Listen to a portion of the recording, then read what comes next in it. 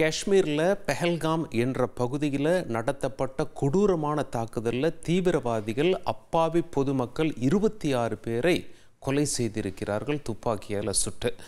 India பாகிஸ்தானுக்கு பதிலடி கொடுக்க தயாராகிறது. அதாவது சொல்லப்படுற தகவல் என்ன அப்படின்னா, அந்த குறிப்பிட்ட அமைப்பை சேர்ந்தவர்களுக்கு லஷ்கர்-இ-தொய்பாவோடு தொடர்பு இருக்கிறது. லஷ்கர்-இ-தொய்பா பாகிஸ்தானில் இருக்கிறது. எனவே கடுமையான நடவடிக்கை பாகிஸ்தான் மீது இந்திய அரசு எடுத்து வருகிறது. பாகிஸ்தான் ஒரு பக்கம் என்ன சொல்லி வருதுன்னா, இல்லை இந்த தாக்குதலுக்கும் எங்களுக்கும் தொடர்பே கிடையாது அப்படின்னு சொல்லி அவங்க பேசி வராங்க. இதெல்லாம் இருக்கையில் இரு நாட்டை சேர்ந்த இராணுவமும் தயாராகிறது. ஒருவேளை எல்லை பகுதியில் பதற்றம் வந்தால் அடுத்து என்ன நடவடிக்கை எடுப்பது அப்படின்னு சொல்லிட்டு இந்தியா நாம் என்ன சொல்லியிருக்கோம் அப்படின்னா, விசாவை ரத்து செய்வது உள்ளிட்ட பல நடவடிக்கை எடுத்திருக்கோம். அப்புறம் நதி நீர், உங்களுக்கு அந்த தண்ணீரை கட் பண்ணிடுவோம். சிந்து நதி, ஆங்கிலத்தில் இண்டஸ் என்று அழைப்பார்கள். சிந்து நதியிலிருந்து 70% தண்ணி, அந்த கிளை நதிகளிலிருந்து மொத்தத்தில் 70% தண்ணி பாகிஸ்தானுக்கும் 30% தண்ணி இந்தியாவுக்கும் வருது. இப்பொழுது முழுமையாக உங்களுக்கு வர 70% வராது. அந்த ஒப்பந்தத்தை நாங்கள் ரத்து செய்கிறோம் அப்படின்னு சொல்லி இந்தியா அறிவித்திருப்பது பாகிஸ்தானை கொந்தளிக்க செய்துள்ளது. பாகிஸ்தான் என்ன அறிவிச்சிருக்காங்க அப்படின்னா, எங்களுடைய நிலப்பரப்பில், அதாவது வான்பரப்பில் இந்திய விமானங்கள் பறக்கக்கூடாது அப்படின்னு சொல்லியிருக்காங்க. இதன் காரணமாக இந்தியாவில் உள்ள விமான நிலையங்கள்லாம் என்ன சொல்கிறாங்க அப்படின்னா, ஐரோப்பா நாடுகளிலிருந்து, அமெரிக்காவிலிருந்து, இங்கிலாந்திலிருந்து வரக்கூடிய விமானம் இப்போ டைரெக்டாக வர முடியாது. ஷார்ட்கட்டில் கொஞ்சம் சுற்றி கொண்டு வர வேண்டியுள்ளது. ஒன்றும் கவலைப்படாதீங்க, உங்களுக்கு என்னென்ன வசதிகள் வாய்ப்புகள் செஞ்சு கொடுக்கணுமோ பயணிகளுக்கு நாங்கள் செஞ்சு தரோம் அப்படின்னு சொல்லி இந்திய விமான நிலையங்கள் சொல்லியிருக்கிறது. இது இரண்டு நாடுகளும் எடுக்கக்கூடிய நடவடிக்கை. அடுத்த கட்டமாக ஒருவேளை போர் மூடும் சூழல் இருக்கிறதா, அந்த சூழல் அமைந்துள்ளதா என்று நீங்கள் கேட்டிருக்கிறாயின், முதல்ல பாகிஸ்தானை விட இந்தியா 4 மடங்கு பெரிய நாடு என்பதை நாம் புரிந்து கொள்ள வேண்டும். பாகிஸ்தான் இராணுவத்தை காட்டிலும் இந்திய இராணுவம் மிகப்பெரியது. நம்மக்கிட்ட நவீன போர் உபகரணங்கள்லாம் இருக்குது. ரஃபேல் விமானங்கள் ஆகட்டும், அது ஏற்கனவே ஒத்திகையில் இருக்கிறது. அது மட்டும் இல்லை, கடல் பாங்கான இடங்களில் நாம் ஒத்திகையை ஆரம்பித்து விட்டோம். முழு வீச்சில் நடைபெற்று கொண்டிருக்கிறது. இது ஒரு சர்ஜிக்கல் ஸ்ட்ரைக்காக இருக்குமா, அதாவது துல்லிய தாக்குதலாக இருக்குமா, தீவிரவாதிகள் முகாம்களை, பாகிஸ்தான் எல்லைக்குள்ள அமைந்திருக்க முகாம்களை அடிக்கிற தாக்குதலாக இருக்குமா, அல்லது போராக இருக்குமா, நமக்கு தெரியாது. மத்திய அரசு எடுக்க போகும் முடிவு ரகசியம் காக்கிறது மத்திய அரசு. இது ஒரு பக்கம் இருக்கையில் தயார் வேலைகளில் முழு வீச்சில் இந்தியா ஈடுபட்டு வருகிறது. அந்த பக்கத்தில் பாகிஸ்தானும் அப்படி செஞ்சுட்டு வராங்க. சரி, இப்போது பாகிஸ்தானுடைய எல்லை பகுதி என்று பார்க்கும் பொழுது நமக்கு இந்த வரைபடத்தை பார்த்தால் நன்றாக தெரியும். பாகிஸ்தான் எந்த பக்கத்தில் இருக்குது, இந்த பக்கத்தில் அமைந்திருக்கிறது.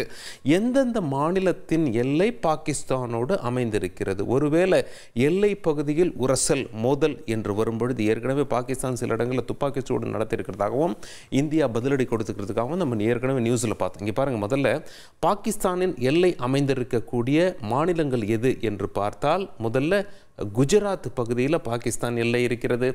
ராஜஸ்தான் பாலைவனத்தில் இந்தியா பாகிஸ்தானுக்கு எல்லை இருக்கிறது. பஞ்சாபில் இந்தியா பாகிஸ்தான் எல்லை, வாகா அட்டாரி பார்டர்லாம் கேள்விப்பட்டிருப்பீங்க, அது பஞ்சாபில் தான் இருக்கிறது. அந்த பார்டர் க்ளோஸ் செய்யப்பட்டிருக்கிறது.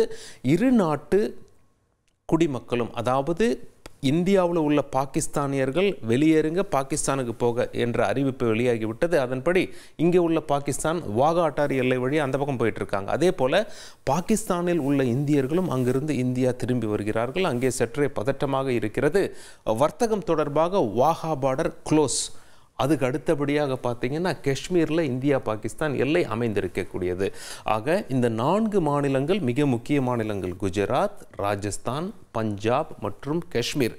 ஏதாவது ஊடுருவல் என்றால் இதன் வழியாகத்தான் இருக்க வேண்டும். அங்கே எல்லையில் டைட் செய்கிறார்கள். சரி, காஷ்மீரை பொறுத்தவரை யார் அங்கே எங்கே இருக்கிறாங்க அப்படின்னா, நம்மளுடைய இராணுவ தளபதி காஷ்மீரில் தான் இருக்கார். அங்கே என்ன நடவடிக்கை, தயார் நடவடிக்கை என்று ஆய்வு செய்து வருகிறார். அது மட்டும் இல்லை, மத்திய அரசு சார்பாகவும் எதிர்க்கட்சிகள் சார்பாகவும் மிக முக்கிய தலைவர்கள்லாம் காஷ்மீரில் தான் முகாமிட்டிருக்கிறார்கள். இன்று இராணுவத்தால் எடுக்கப்பட்ட நடவடிக்கை என்ன அப்படின்னா, அந்த தீவிரவாதிகள் 4-5 பேர் துப்பாக்கியோடு வந்து 26 பேரை கொடூரமாக சுட்டு கொன்றாங்கல்ல, அந்த தீவிரவாதிகளுக்கு தொடர்புடைய 2 வீடுகளை குண்டு வைத்து தகர்த்துள்ளோம் என்ற தகவல் வெளியாகி இருக்கிறது. அந்த காட்சிகளை பார்த்து விடுவோம்.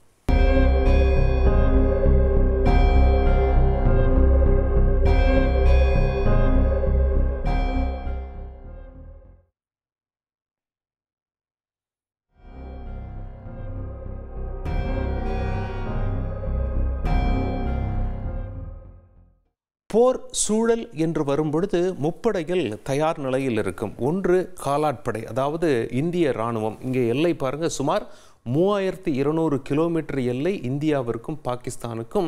அங்கே இராணுவம் தயார் நிலையில் இருக்கும். அடுத்து பார்த்தோம் அப்படின்னா கப்பல் படை. கப்பலை பொறுத்த வரைக்கும் பாகிஸ்தானுக்கு ஒரு பெரிய ஹோல்டு இல்லை அப்படின்னு சொல்லலாம். நம்மளுடைய கப்பல் அந்த நிலப்பரப்பு எவ்வளோ பெருசு இருக்குது பாருங்கள், கடல் நிலப்பரப்பு, அவங்களுடைய கடல் நிலப்பரப்பு பாருங்கள்.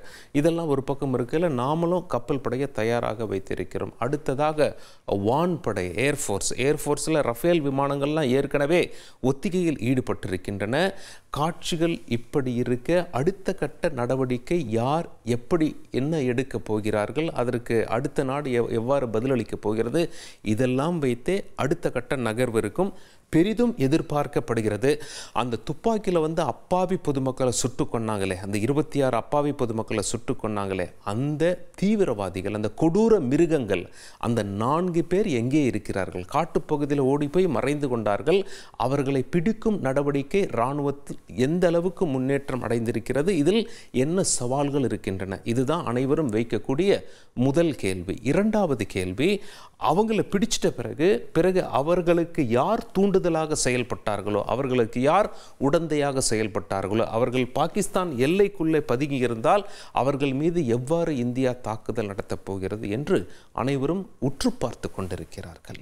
உங்கள் தந்தி ஒன் தொலைக்காட்சியில் கால பைரவன் தினமும் காலை 8 மணிக்கு காண தவறாதீர்கள்.